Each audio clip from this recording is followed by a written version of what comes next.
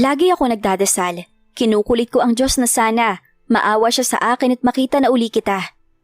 Kung inaakala ng mga magulang ni Hanelet na kaya siyang manipulahin ng mga ito, ay nagkamali ang mga ito. Dahil kaya rin niyang manipulahin ang sitwasyon. Ang panahon, kasama na ang gwapo at inosenteng si Alvaro, na hardinero nila, upang umayon ang lahat sa plano niya. Ngunit sa paglipas ng mga taon, ay napatunayan niya nagkamali siya ng akala.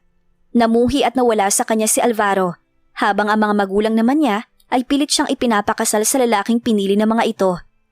Pagkaraan ng 7 taon ay nagkita uli sila ni Alvaro. Ibang-iba na to, mayaman, edukado, at kaya na nitong manduhan ng sino mang nakapaligid dito. Muling nahulog ang kanyang loob dito. Ngunit nang matuklasan nito ang mga lihim niya, he dropped her like a hot potato. Worse, magpapakasal na ito sa iba. Tila biglang huminto ang mundo na makita ni Hanelet si Alvaro. 7 long years. Halos walang ipinag-ibang itsura ni Alvaro ngayon noong una niyang nakita. Naroon pa rin ang seryosong anyo, ang determinadong mga mata, ang nagmamayabang na tangos ng ilong. Mas makinis at mas mapusyaw na ang balat ni Alvaro, ngunit mapula pa rin ang bahagyang makapal na mga labi. Alam ni Hanelet na hindi iyon nasayaran ng sigarilyo hanggang ng mga sandaling iyon. Those lips. Anong kailangan mo? Nagising ang diwa niya na nagsisimula ng mamasyal sa nakaraan. Buo at seryoso ang boses ni Alvaro. Hindi ang inaasahan niya ang masasalamin sa mga mata nito. She felt an increasing dose of disappointment. Wala man lang siyang nakita kahit patagong tuwa sa mga mata o sa mga labi ni Alvaro. Wala man lang pagkasorpresa. Kahit galit o tampo ay mas gugustuhin na niya kaysa sa malamig na pakikiharap nito. Gusto niyang manlumo. Kasabay bang nabago ng bagong estado ang pagkatao at pagiging gentleman nito? Look, Hanelet, busy ako. Wala akong panahon na hintayin buong maghapon kung ano ang dahilan para makipagkita ka sa akin.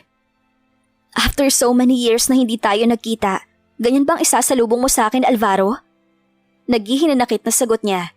Inilihis nito ang tingin, saka bumuntong hininga. Ano bang inaasahan mong isasalubong ko sa'yo? Hindi mo man lang ba ako kukumustahin? Sumandal sa inuupo ang swivel chair si Alvaro at humalukip-kip. Alright, kumusta ka na? Tila wala pa ring interes na tanong nito. Nakadama si Hanelet ng panliliit sa pagtrato nito sa kanya ngayon. Nag-init ang sulok ng kanya mga mata. Siya na nga ang nagsadya sa opisina ni Alvaro, pagkatapos ay ganoon pa katabang ang asal sa kanya. Sa loob ng 7 taon, hindi siya lumimot ni minsan man na alalahanin ito sa bawat araw niya sa ibang bansa. Mula sa airport nung isang araw, kumalap agad siya ng impormasyon para mahanap si Alvaro. Nang makuha na ng mga inupahan niyang tao ang whereabouts ng binata, ay wala siyang inaksayang sandali. Nakipagkita kaagad siya kay Alvaro. Lumunok si Hanelet at sinikap na hindi mapaiyak sa harap ni Alvaro. Mabuti. Kanina. Pero ngayon, hindi na. Pasensya na sa abala. Good day. Hindi na niya nahintay ang isasagot nito. Pumihit siya agad at mabilis na lumabas ng pinto ng pribadong opisina ni Alvaro. Sa kotse na niya pinakawala ng mga luha. Wala siyang alam na nagawang kasalanan para tratuhin siya ng ganoon ni Alvaro. Wala nga ba? Sundot ng isang panig ng isip niya. Kung ano man yon, hindi na niya pinag-aksayahang balikan sa isip. Basta masamang-masama ang loob niya sa muling paghaharap nila ni Alvaro. Ilang sandaling nanatili pa siya roon bago kinalma ang sarili. I have some good news! Masiglang bungad ni Fatima. Napangiti si Alvaro. Mula sa kanyang opisina ay nagtuloy siya sa bahay ni Fatima. Nang hatakin nito pababa ang isang braso niya, ay yumuko at sinalubong ang mga matutunog na halik nito sa kanyang pisngi. Halika! Anitong hindi pa rin binibitawan ang braso niya. Doon muna tayo sa garden. Mamaya ka na magpakita kina Papa. Nagpahatak naman siya. Dinala siya ni Fatima sa gazebo na nasa hardin. Anong good news bang sinasabi mo? Tanong niya nang makaupo na sila. Nagkita kami nung pinsan ko sa mother's side na nakatira sa Davao. Wala na siya roon ngayon. Dito na pala siya sa Maynila nakabase. Nagtayo raw siya rito ng event services. And you know what? Nag-offer siya ng libreng service sa akin. Yun na lang daw ang gift niya. Clueless pa rin si Alvaro sa sinasabi ni Fatima. Ano bang pinsan mo? Events planner. Ang tagal namin nag-usap kahapon. Ibinigay na nga niya sa akin ang mga contacts niya para sa mga gagamitin. Syempre ang pagod lang naman niyang libre. Natitilihang napatitig siya kay Fatima. You mean? Nakangiti at nangingislap ang mga mata na ipinakita nito ang kaliwang kamay. Nakasuot na sa daliri ni Fatima ang engagement ring. Napangiti na rin si Alvaro. He was relieved. Finally! Aniya at ibinuka ang mga kamay. Tumatawa namang yumapos sa kanya si Fatima.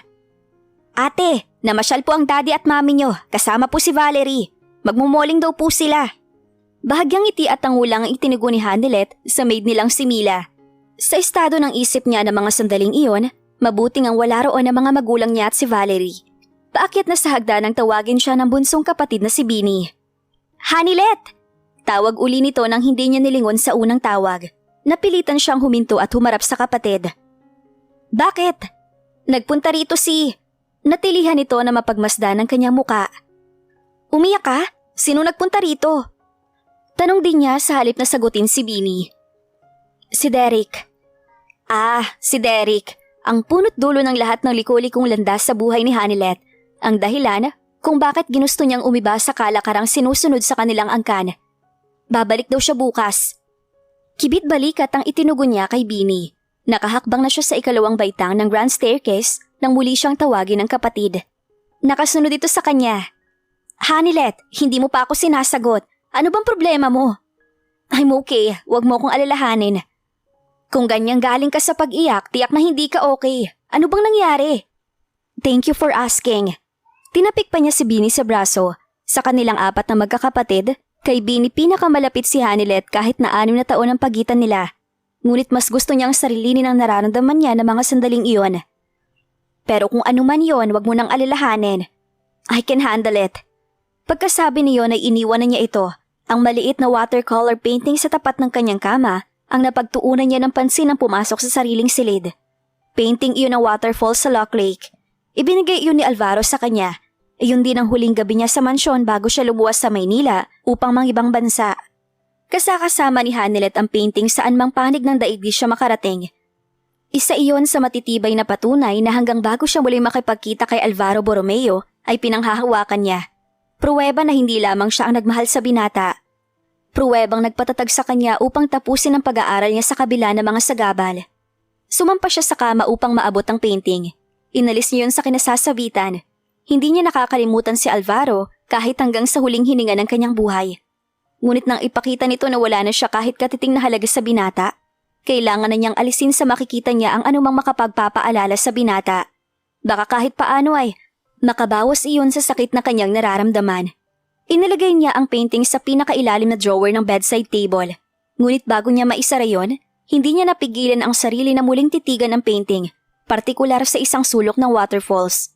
Sa anggulong nasa obra, ay natatabingin ng falls ang sulok na iyon na hitik sa Chinese bamboo at naglalakihang pako. Sa likod ng mga yon ay may maliit na clearing, tagong clearing na tinutubuan ng halamang animo alpombra sa kalambutan. Napangiti si Hanelet ng mapait sa pagsaging ng mga alaala. Magdedebo na siya nang una silang magkakilala ni Alvaro. At hindi lamang ang unang pagkikita nila ang naganap sa clearing na yon. Isinara na niya ang drawer. Nang mahiga sa kama ay mabigat pa rin ang kanyang dibdib. Hindi nagpapigil sa pag-agos ang nakaraan. Ipikit man niya ang kanyang mga mata. Aksidente lang ang pagkakatuklas ni Hanelet sa clearing. Sinamahan siya ni Bini na maligo sa talon habang inaabala nito ang sarili sa panguhuli ng mga tutubi at paru-paro. Napasarap si Hanelet sa paliligo, kaya nang mainip si Bini ay nagpaalam na babalik na sa mansyon. Umahon na siya. Sinabi niya rito na magpapaiwan pa siya ron. Inutusan niya si Bini na tumawag na lamang ng kawaksi na makakasama niya. Ginugugol nilang mag-anak ang summer vacation sa Lockwake. Ngunit hindi niya maunawaan ng daddy niya kung bakit ganoon na lamang ang pag-iingat sa kanila tuwing naroroon sila. Parang palaging may kinatatakutan ng ama na mananakit sa kanila ron, kahit tinitingala at iginagalang sila sa buong bayan ng Lockwake. Kaya kahit gusto niyang libutin ang malawak na lugar ng bayang iyon, ay hindi niya magawa, nila ng kanya mga kapatid. She decided to explore the area. Sumampa siya sa naglalakihang bato hanggang marating niya ang itaas ng falls. Nang mahawi ang makakapal na dahon ng pako, sa kanya nakita ang munting clearing. Sa halip na damo ay ang mabababang halaman na tila alpombra sa lambot ang bihis niyon. Inalis ni Hanelet ang suot na rubber sandals. Nasisihang tumapak siya sa mga iyon. Para siyang bata na sumasayaw-sayaw pa kahit wala namang tugtog. Maya-maya ay nahiga na siya. Sandaling lumilim doon dahil nagtago sa mapuputing ulap ang araw. Hanggang sa makatulog siya. Hindi alam ni Hanelet kung gaano katagal na siyang naiidlip nang magising siya. Pagmulat niya, isang namamanghang muka ng isang gwapong lalaki sa tabi niya ang nakatunghay sa kanya. Sino ka? Kung hindi lang nakaupo at nakayakap sa sariling mga binti, habang nakatingin sa kanya ang lalaki, Baka hindi na nagawang magtanong pa ni Hanilet. Malamang na nagkumahog na siyang bumangon at kumaripas ng takbo. Wala naman siyang nakitang sukat ikakaalarma sa kilos o ekspresyon ng lalaki. Para pa nga siyang isang bagong discovery. Sa palagay niya, nakinamamanghaan ito. Ako si Alvaro. Tatay ko ang driver ninyong si Mang Patricio. Pinapunta ko rito ni Bini para samahan ka. Gusto niyang mapangiti dahil parang hiyang-hiya ito habang nagsasalita. Gwapo si Alvaro. Marahil ay halos kasing edad lang niya.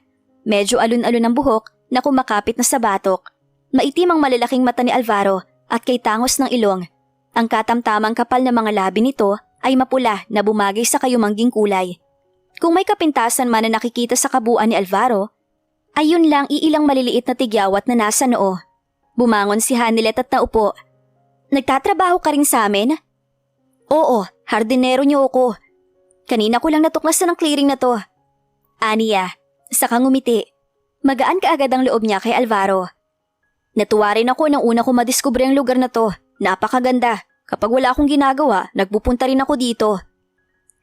Napakaganda nga ng lugar na to. Iilan lang sigurong nakakaalam sa lugar na to. May ferry kaya dito?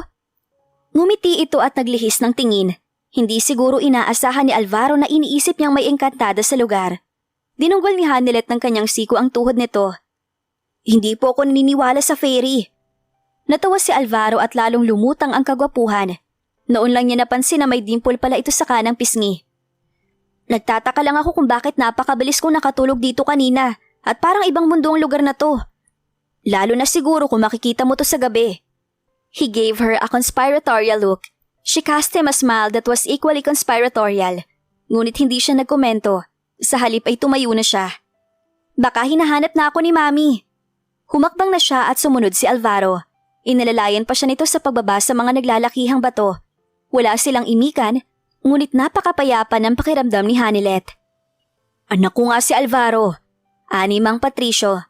Bakit po ngayon ko lang siya nakita? Tanong uli ni Hanilet. Hapon siya nagsimba. Hindi siya sumabay sa pagsisimba ng mga magulang at mga kapatid ng umagang yon. Kapag naroon sila sa Lockwake, ay inoobliga sila ng kanilang mga magulang na magsimba tuwing linggo. Hindi niya alam kung bakit. Kapag nasa Maynila naman sila ay hindi inaalam ng mga ito kung ano-ano ang aktibidad nila kapag walang pasok sa eskwelahan. Nasa Bukal kasi siya dati. May bahay kami ron. Nagtatrabaho siya nun sa Hacienda Imperial. Tukoy nito sa katabing bayan ng Lockwake. Naroon din ang nag-iisang hasyenda sa lugar na iyon. Pero nang mga ilangan kayo ng hardinero, nagsabi ako kay Sir Enrico na si Alvaro na lang ang kunin. Pumayag naman ang daddy mo. Pinaalis ko si Alvaro sa Hacienda Imperial at sa mansyon na siya magtatrabaho. Ang hula ni Hanilet ay pinalipat ni Mang Patricio sa kanila si Alvaro upang dalawa na ang magbayad sa malaking pagkakautang ni Mang Patricio sa kanilang mga magulang. Nang magkasakit ang asawa ni Mang Patricio na si Aling Blesilda, ay tinustusan ng mga magulang niya ang pagpapagamot ng ginang. Ngunit wala pang isang taon ay namatay si Aling Blesilda dahil sa ovarian cancer. Ilang taon na po siya? Dagdag pang tanong niya sa driver. Kadi-19 lang niya. Mahigit isang taon lang pala ang tanda ni Alvaro sa kanya. Ang akala ko hindi kayo nagkaanak ni Aling Blesilda. Ngumiti lamang ito. Nang sapitin nila ang mansyon, nasa harap niyon si Alvaro. Nagtitrim ito ng rose bushes at ng makakapal na wisteria na gumagapang sa nakaarkong trellis sa bukana ng hardin. Nakasunod ang mga mata ni Hanilet sa binata hanggang sa makababa na siya ng sasakyan. Huminto ito sa pagugupit at nag-angat ng tingin. Nag-ugnay ang kanilang mga mata. Sabay silang napangiti sa isa't isa. Nasa front steps na siya at mabagal na naglalakad, ay magkahugpong pa rin ang mga mata nila ni Alvaro. Kung ano man ang tawag sa masarap na pakiramdam na kumakalat sa kanyang dibdib, sa simpleng titig ni Alvaro, ay isinantabi muna niya. Nahihiya siya kay Mang Patricio. Mahihiya rin siguro siya sa sino mang makakakita sa kanilang pagtititigan ni Alvaro. Ganoon din ang naramdaman niya noong una siyang magka-crush. Napipilitang inalis niya ang tingin sa binata at pumasok na sa loob. Pilit na sinupil niya ang ngiti ng paakyat na siya sa hagdan, lalo't nakasalubong niya ang daddy niya sa landing. Bumaba ka agad, Hanilet. May pag-uusapan tayo ng mami mo. Anang daddy niya pagkatapos niyang magmano. Kinabahan siya. Nakita ba ng kanyang ama ang pakikipagtitigan niya kay Alvaro? Bago niya matanong ang ama ay mabilis na itong nakababa ng hagdan. Nang makapagbihis si Hanilet, ay andap ang kalooban niyang bumaba ng den. Naroon na raw ang mami at daddy niya at ang nakatatandang kapatid niyang si Lilac. Ayon sa maid na sumalubong sa kanya sa hagdan, Papasok pa lamang siya sa den ay pilit na niyang inaarok sa anyo ng tatlo kung ano ang pag-uusapan nila. Mukha namang masaya ang mga mukha ng mami at daddy niya. Si Lilac gaya ng dati ay passive lang. Medyo nakahinga siya ng maluwag habang papaupo siya sa tabi ng mga magulang. Next month na ang birthday mo. Panimula ng daddy niya. Wala ka pa yatang naipaplanong kahit ano para sa party. Sa Manila tayo magpa-party? Hopeful na tanong ni Hanelet. Of course not. Sabad ng mami niya. Lahat kayo dito sa Lockwick gagawin ang mga debut party nyo. Just like Lilac here. Boring. Mahinang anas ni Lilac na nakatuon sa kisame ang mga mata. Tiningnan ito ng masama ng mami nila.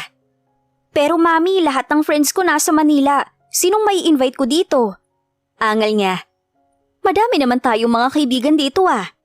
Alin? Ang mayor? Ang members ng Rotary Club? Ang mga elders ng Lockwick? Paangal na tanong niya. Of course, they are all invited. Sambot ng daddy niya na ang tono ay hindi maaaring salungatin. Pero pwede mo namang imbitahan ang mga kaibigan mo sa Manila. In fact, may ilan din akong iimbitahin doon. Ang layo nitong Lockwick, mabuti kung makarating sila lahat dito. Pangangatwiran pa niya.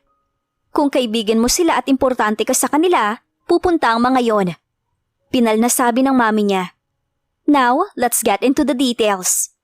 Wala na siyang nagawa kundi ang sumunod sa gusto ng mga magulang. Habang papalapit ang kaarawan niya, parang naiibigan na niya ang ideya na sa Lockwick niya iselebra iyon. Ang dahilan ay si Alvaro.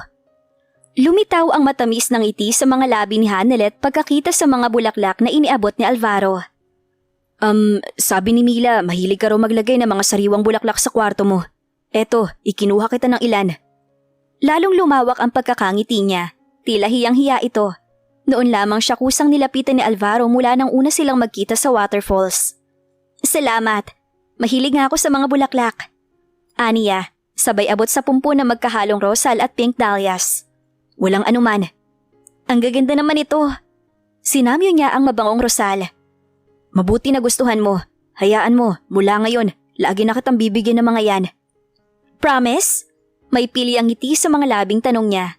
Noon lang kasi siya nakaranas na kausapin ng isang lalaki na wala namang kasalanan kung bakit hiyang-hiya sa kanya. Napayuko si Alvaro. Bago naman yon ay nakita na muna ni Hanelet ang ngiti nito na tila masayang masaya. Hindi na ako kailangan mangako, gagawin ko na lang. She tried a bolder statement. Gusto mo ba akong maging kaibigan, Alvaro? Nag-angat ito ng muka at diretsyong tumingin sa kanyang mga mata. Walang taong aayaw na makipagkaibigan sa iyo. Inilahad niya ang kamay. Friends? Nakita niya ang disimuladong pagpapakawala ni Alvaro ng hininga nang abutin ng palad niya. Nanlalamig ang kamay nito. Gusto tuloy niyang matawa ngunit pinigil niya ang sarili. Namumula na kasi sa hiya ang binata. Friends. Anito. Good. At dahil friends na tayo, ayoko nang nahihiya ka sa akin tuwing lalapitan mo ko. Ngumiti lang si Alvaro, saka tumango. Iyon na ang simula ng madalas na pag-uusap nila. Basta wala rin lang itong ginagawa ay nilalapitan niya. Ngunit maingat siya sa paglapit dito. Iwas na iwas siyang makita ni Lilac ang ekspresyon ng mukha niya kapag nababanggit si Alvaro.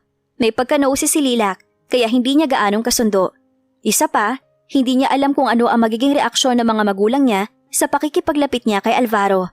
Magkaiba sila ng estado. At bago pa man may masabi ang daddy at mami niya, minabuti niyang wag ipakita sa mga magulang ang paglalapit nilang iyon ng binata. Si Derek ang escort mo. Anunsyo ng daddy ni Hanelet. Sukat sa sinabi nito ay nabitawan niya ang hawak na kubyertos. Nag-aagahan sila noon. Handa na ang pagtutol sa bibig niya nang muling magsalita ang ama. Nag-usap na kami ni kumpadreng Felicito. Tukoy nito sa ama ni Derek. Magbabakasyon sila rito sa 1 linggo. Makakapag-practice na kayo sa cotillion at lahat ng dance steps na dapat i-ensayo para sa debut party mo. Pero daddy, hindi siyang gusto kong escort sa debut ko. At sino ang gusto mo? Kamutik na niyang masabi ang pangalan ni Alvaro. Ngunit sa huli ay napigil niya ang kanyang sarili. Kahit na sino, wag lang si Derek. Ano bang kinaayaw mo sa kanya? Sabad ng mami niya. Gwapo naman si Derek. Mga bata pa kayo ay naniligaw na siya sa'yo. Anito na natatawa pa. Sumimangot siya. Basta, ayoko sa kanya. I don't want that kind of attitude, Hanelet. Babala ng daddy niya. Hindi na siya umimik. Ang mahalaga, na iparating na sa mga magulang ang punto niya. Hindi niya gusto si Derek.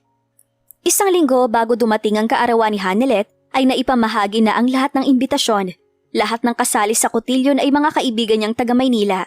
Ngunit ang escort niya ay nananatiling si Derek. Iyon ang dahilan kung bakit wala siyang kasigla-sigla habang nalalapit ang kanyang debut party. Kahit nang dumating ang padalang regalo ng panganay niyang kapatid na si Matthew, isang Nokia cellphone na ang modelo ay iilan pa lamang sa mga kabarkada niyang meron, ay bahagya lamang siyang sumaya. At sa kabila ng kaalamang kasabay ng kanyang 18 kaarawan, ay magkakaroon na siya ng direct access sa 15 milyon na ipinamana sa kanya ng namayapa niyang lolo sa side ng daddy niya. Bisperas ng kaarawan ni Hanelet ay namumroblema silang mag-ina. Nasa mansyon na ang karamihan sa mga imbitadong taga Maynila. Ang iba naman ay naka-check-in sa pinakamalaking hotel sa Lockwake. Ngunit ang isang kaibigan niyang lalaki na kasama sa bubuo ng kotilyon ay tumawag na hindi makakasama. Na-sprain daw ang paa nito sa paglalaro ng basketball. Sino na ngayon ang pwede nating ipalit sa kaibigan mo? Tanong ng mami niya. Bukas na ang party at kahit na makakuha tayo ngayon ng replacement, kailangan pa niyang matutuhan ng steps para sa kotilyon. Kung si Bini na lang kaya? Aniya, saka napakagatlabi. Paano ay 12 anyos pa lamang si Bini? Late bloomer ito. Wala pa siyang nakikitang pisikal na senyales na nagpapakitang patungo na ito sa adolescent stage. Maliban doon, kasalukuyan pang nagpapagaling ang kapatid sa katatapos na circumcision. Di nabinat yun. Sambot agad ni Lilac. Nakita mo nang hanggang ngayon lagi lang nakakulong sa kwarto niya. At hanggang bewang lang siya ng mga kaibigan mong babae. Pangit ang kalalabasan kung sakali. Segunda pa ng mami niya. Sino nang pwedeng gawing replacement? Bakit hindi na lang si Alvaro? Ismag na sabi ni Lilac, hindi ito nakatingin sa sino man sa kanila ng mami nila. Parang sobrang kahina-hinala ang tila wala anumang pagbanggit nito sa pangalan ng binata. Kinabahan tuloy siya. May alam ba ang kapatid niya sa pagiging magkaibigan nila ni Alvaro? Oo nga pala. Sabi naman ng mami niya. Nariyan nga lang pala ang binata ni Patricio. Pasabihan mo na Hanelet para makapaghanda siya. Parang mahiyain ang isang yon. Kunwaring pag-aatubili niya. Desidido siyang hindi ipahalata sa kahit kanino sa kanyang pamilya ang pagiging malapit nila ni Alvaro. Who knows? Lilac might just be probing her. Baka wala naman talagang alam ang kapatid. Hindi yun makakatanggi sa'yo. Sagot naman ni Lilac habang nakatingin ng diretso sa mga mata niya. Itinuon niya ang mga mata sa kamamanicure na mga daliri upang iwasan ang pagkakatitig ni Lilac. I'll try. Kunwari ay non-committal na tugon niya. That's better! Sigaw ni Lilac sa mga nag-eensayo ng kotilyon. Ito ang self-appointed choreographer sa lahat ng dance steps sa debut party ni Hanelet. Isang round na lang ng rehearsal at pwede na tayong magpahinga. Mula na magsimula ang rehearsal na kasama si Alvaro ay pirmi nang nakasunod ang tingin niya sa kapatid. Kapag hindi ito nakatingin sa gawin niya, ay saka pa lamang niya nagagawang sumulyap kay Alvaro. Palaging tahimik lamang si Alvaro. Madalas naman niyang mahuli ang mga sulyap nito. Ngunit sa Rigodon de Honor kung saan lahat ng participants na lalaki ay nakakasayaw niya, hindi naman makatingin ng tuwid ang binata. Hinayaan na niya ang ganon. Ingat na ingat siyang may mapunaang kahit sino sa kanila ni Alvaro. Nang matapos ang rehearsal ay kinausap ni Lilac si Alvaro sa isang tabi. Hindi alam ni Hanelet kung bakit. Curious siya sa kung ano ang pinag-usapan ng dalawa. Hindi tuloy niya napansin ang paglapit ni Derek.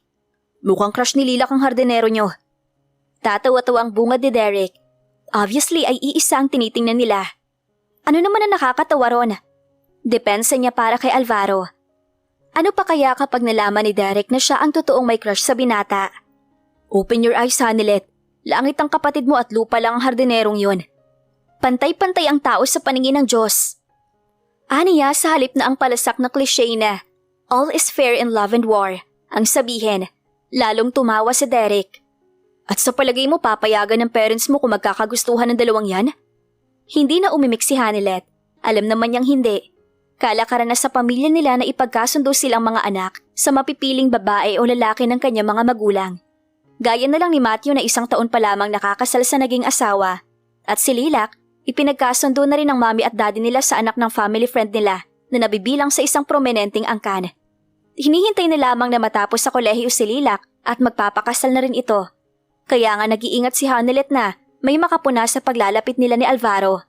Natatakot siyang makarating iyon sa kanyang mga magulang. Nag-aalala siyang mapag-initan si Alvaro at mapaghigpitan naman siya. Anyway, bakit nga ba natin pag-aaksayahan ng panahon tungkol sa dalawang yon? Pag-iiba ni Derek ng usapan. Ang tungkol sa atin ang dapat ko palang binibigyan ng pansin. Sinabi na ba ng parents mo na may pag-uusapan tayo pagkatapos ng debut party mo? Kagyat siyang nanlumo. Nahuhulaan na niya kung ano ang tinutukoy ni Derek. Inaasahan na niya yun sa mga pahapyaw na salita ng daddy niya tungkol kay Derek. Hindi nga lamang niya inakala na pagkatapos iyon ng kanyang debut party. I'm sorry Derek, medyo napapagod na ako. Excuse me. Hindi na niya hinayaang makapag-react pa ito. Malalaki ang hakbang na lumayo na siya at umakyat sa sariling silid. May tumikhi mula sa likuran ni Hanilet. Nalingunan niya si Alvaro. Hawak nito ang isang tuwalya. Gising ka pa? Iniladlad nito ang hawak na tuwalya at ibinalabal sa kanya. Pasensya ka na rito, nasa taguan kasi ang jacket ko. Baka hindi mo magustuhan ng amoy. Malinis naman to. Salamat. Aniya, sakang nginitian ito ng ubod ng tamis. Kahit siguro punasan pa iyon ng kamay ay ikakatuwa niya. Naisip ni Alvaro na giniginaw siya kaya ito nag-abala. Maghahating gabi na noon, naidlip na siya. Nang magising siya ay hindi na niya magawang bumalik sa pagtulog. Nagpunta na lamang siya sa hardin. Maliwanag ang buwan at malinis sa ulap ang langit. Nagkikislapan din ang mga bituin. Bakit parang malungkot ka? Muli ay ngumiti siya. Hindi naman ah. Sana nga birthday mo na bukas at... Untag niya sa pag-aalangan nito. Saglit na yumuko si Alvaro bago kakamot-kamot sa ulo na tumingin sa kanya. Dalaga ka na. Inihakbang ni Hanilet ang mga paa. Umagapay naman si Alvaro. Matagal na po ako nagdalaga. Elementary pa lang ako, may nanliligaw na sa akin.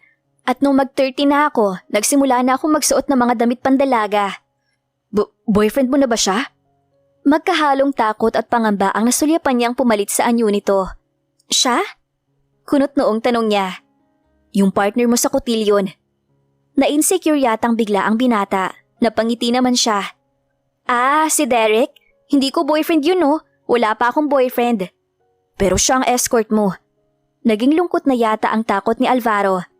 Siya kasi ang gusto ni na dati na maging escort ko. Bahagyang tumangu-tangu ito. Saka nanahimik. Hindi pa rin nawawala ang lungkot.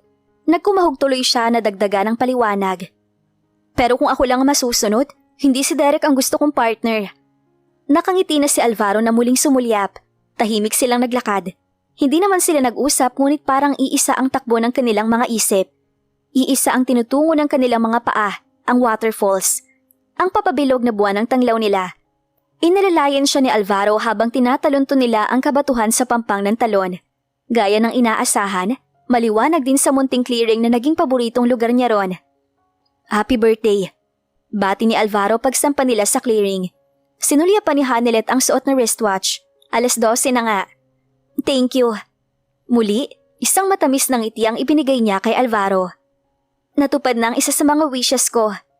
Tiningnan siya nito, tahimik na nagtatanong. Yung makapunta ako rito ng gabi, gusto mo rin na makita ko, di ba? Si Alvaro naman ang ngumiti ng pagkatamis-tamis at tila nahihiya. Lalo yatang magiging mailap ang antok sa kanya kapag nakikita ang magandang ngiti ng binata. Nagbaka sakali lang ako noon. Tumingala siya sa kalangitan. Hinapit pa niya sa katawan ang nakabalabal na tuwalya sa kanyang balikat. Tama ka, napakaganda nga rito kapag ganitong maliwanag ang buwan at hindi maulap. Parang mas maraming bituin dito kaysa kung nasa ibaba tayo. Hindi umimik si Alvaro. Nang tingnan niya ang binata ay nakatunghay ito sa kanya, hindi sa kalangitan. May ferry na rito ngayon. Bahagyan na lang ang ngiti ngunit nagniningning naman ang mga mata na parang binabaha ng ligaya. Ikaw. Tumawa si Hanilet. Nahawa na rin ito. Kung ako ang fairy at bibigyan kita ng isang wish, anong gusto mong hilingin? Napakamot si Alvaro sa batok. Parang nahihiya na naman. Baka hindi mo kayang ibigay. Meron bang hindi kayang ibigay ang fairy? Nanghihimok ang tinig niya. Sukat doon ay tinitigan siya ni Alvaro. Titig na puno ng hindi maisatinig na mga emosyon. Emosyon na lalong nagpakislap sa magagandang mata ng binata. Hindi na nito kailangan sabihin pa kung ano ang hiling. Nauunawaan na niya. Lumapit si Hanilet kay Alvaro. Tumingkayad hanggang sa magkapantay ang kanilang mga muka. Nakita niya ang paggalaw ng Adam's apple nito bago dahan-dahang inilapat sa kanya ang bibig nito.